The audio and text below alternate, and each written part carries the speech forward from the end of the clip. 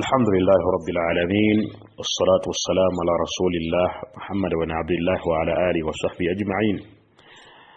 أما بعد، السلام عليكم ورحمة الله وبركاته. محمد بن منازل رحمه الله تعالى يقام أنتي ولم يبتل بتضييع السنن أحد ولم يبتل بتضييع السنن أحد. تدمون تنوما غزي سوا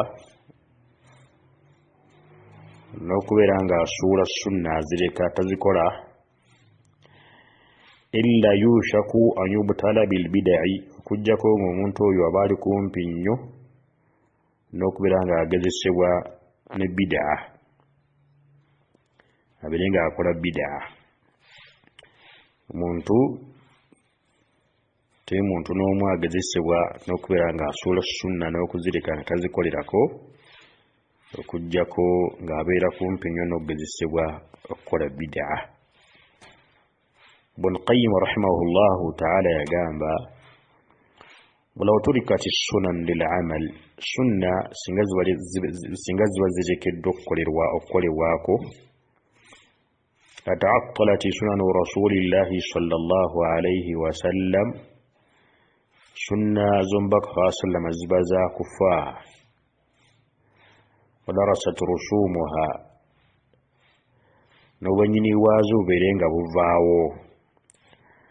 Waafat athaaruha, n'obufu bwazo bubeere nga busiimuukawo kubanga zirekeddwa okukolerwako.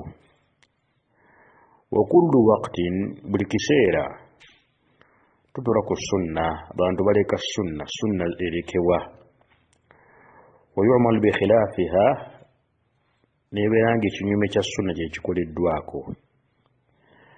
Fatajidu yasiira min as-sunna, nobeera nga okisanga nga sunna ntono nnyo ma'muulan bihi, zezikoleddwako ala naw'in min taqsirin, ate nazo zennyini nga zikolebwako mu mbeera y'obutazituukiriza bulungi.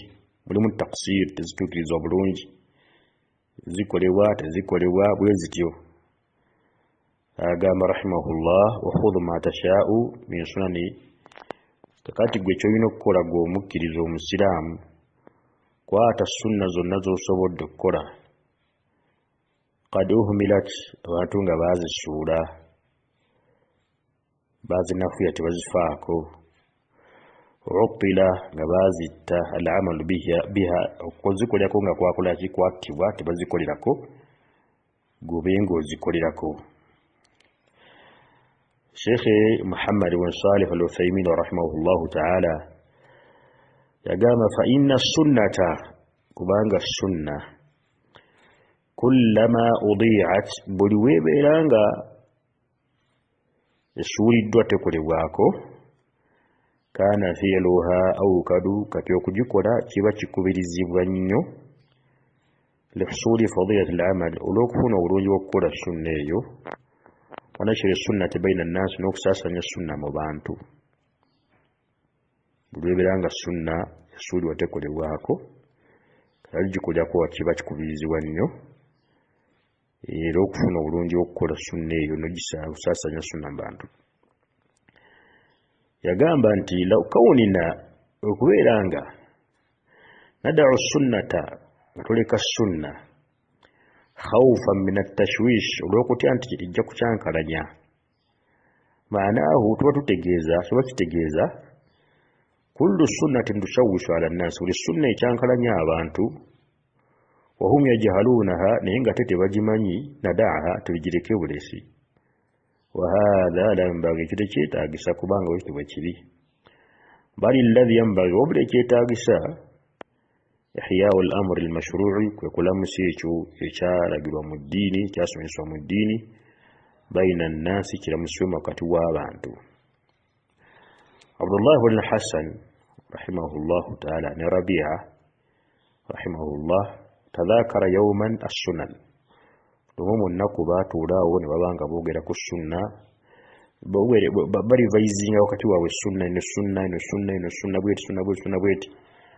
faqala rajul wala omusajja yali aliwo kana fi majlisi yali aliwo nga batudde naga laysa al'amalu ala hadha iyo sunna gye mwogedde abantu tebagikolerako era tebagimanyi tekola okitegedde nginkola ennaku zaffe wano nguwano waffe wekiri ddala abantu bali okusunna eyogerwako onaga tikola wano tijja kukola wano tukola sunna tikola tejja kukola wano tebagimanyi abantu tebagitegeera faqala abdullah n'agamba ibn al-Hasan ara'ayta gwe musajja gwe olaba otya in kathura al-juhal bwe kibanga abatamanyi basinga obungi hatta yakuluna humul hukam nabiranga bebalamula afahumul hujjatu ala sunna bafuuse gulizi ku sunna abatamanyi abo ekyo sunna yina kusigala nga weeri ekolebwa eragibwa kabenga batagimanyi basinga obungi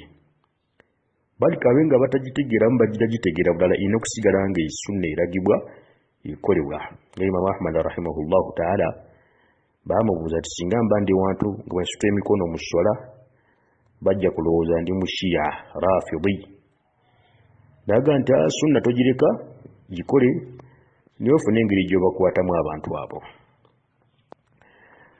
nolwekyo sunna tuzoolese tuzibeereko abooluganda bakkiriza mu mbeera esinga okubeera ennungi tuteeka sunna tuzikole tuzoolese abantu tubanyonyole biizini subhanahu wa ta'ala gyetuwangaali eyo buli omu gy'oli sunna gyolese gikole abantu banyonyole tolwanagana abantu tovuma abantu toyomba n'abantu naye banyonyole kubanga abantu naddala kintu kibatamanyi Sheikh yagamba Muhammad Nasiruddin Albani rahimahullahu ta'ala annaasu abantu a'daa'u balabe lima jahilu balabe bekyo kibatamanyi bakikola ki kibatamanyi bafuuka balabe bakyo. Assalamu alaikum wa rahmatullahi wa barakatuh. صحابة جماعة قلب يساري رضي الله عنه كان يتغدى يالي مكوليا امبري يچينچ وبيچ مسنا فسقطت لقمة كمري okone kuvaako akaagwa wansi ku ttaka فأخذها ناكجو ناكلوندو وأماط ما كان بها من أذى ناكجكو وبشافو يالي كاجنزيكو ثم أكلها لبنيما ناكريا فجعل أولئك الدهاقين ولو بسجى بالي abasuubuzi n'abagaggaga naba erosi bwe batyo nga bali mu mbeera ezibwe zityo ne batandika yataghamazuuna bihi batandika okubeera nga bamukuba amaaso bamujeriga bamwogerako bamugeya faqaalu lahu ne bamugamba abaalaba atara ma yaqulu haula al-aajim wahi bali abasajja bagamba omanyi kye bagamba batya bagamba yakuluna bagamba unzuru ila ma bayna yadayhi min at-ta'am sooke mulabe emmere emuli mu maaso empitirivu sooke mulabe emmere emuli mu maaso empitirivu wa ila ma sana'a bi hadhihi luqma ate mulabe engeri gyakoze ku kamera akakabadde kagudde ku ttaka mmere alina nnyingi lwali naye kano kagudde ku ttaka ali mu kulondawo kali akagudde mu ttaka akasiimula akalya okitegedde bali mu kwewuunyikidde mu musajja kyakola faqala sahaba naga radiyallahu anhu Ma'qil ibn Yasari inni mazimanze lam akun li ad'a ma sami'tu min rasulillahi sallallahu alayhi wa sallama li hadhihi al-a'ajim mazimanze tisobola kuleka ekyo kyenawulira kuba ku mbaka sallama olwabu abatamanyi abo abantu abo bwe batya abo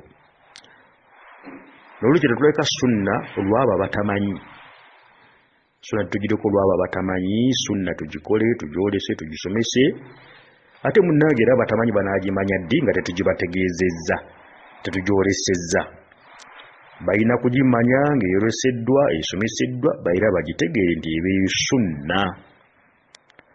Assalamu alaikum wa rahmatullahi wa barakatuh.